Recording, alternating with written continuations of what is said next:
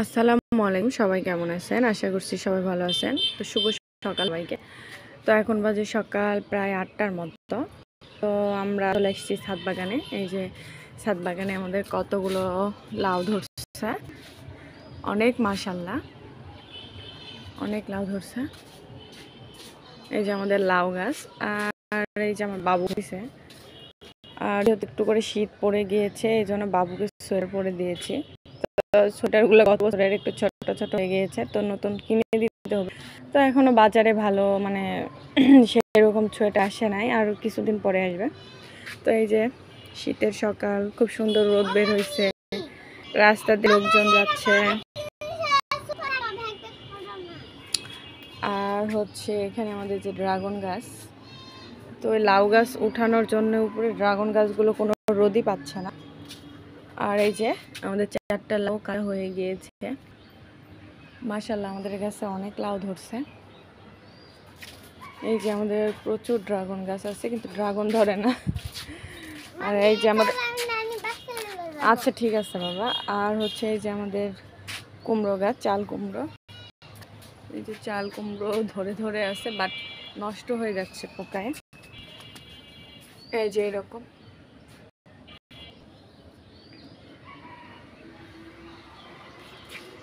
এই যে আরেকটা ড্রাগনের গাছ।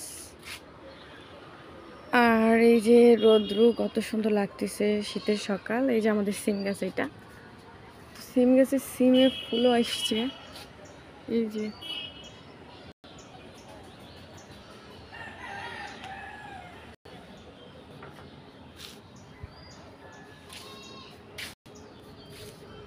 তো সিম গাছে মানে নিচ থেকে সিম গাছটা লাগানো হয়েছে, এটা আমরা দোতলাতে তুলে দিয়েছি।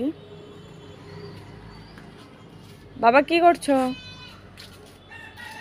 আব্বু মাথায় টুপি দাও। কানে ব্যথা করছে মা?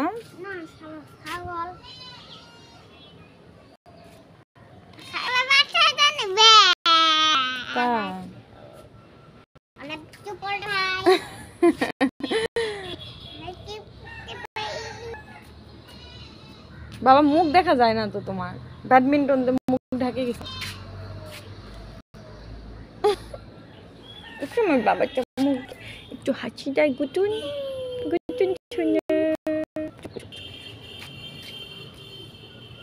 তো এই যে আরেকটা জিনিস দেখা, এই যে আমাদের আঙ্গুর গাছ, বাট এটার হবে না, এটার জীবন নাই, কোনো রকম বেঁচে আছে। তো এটা তুলে ফেলবে আমার শাশুড়ি, নাকি এখানে আলু লাগাবে। আর এই যে ড্রাগন গাছের মধ্যে কচু গাছগুলো হয়েছে, তো এখন কচু গাছগুলো কেটে দিতে হয়। তো সবাই দেখবেন। আল্লাহ হাফেজ।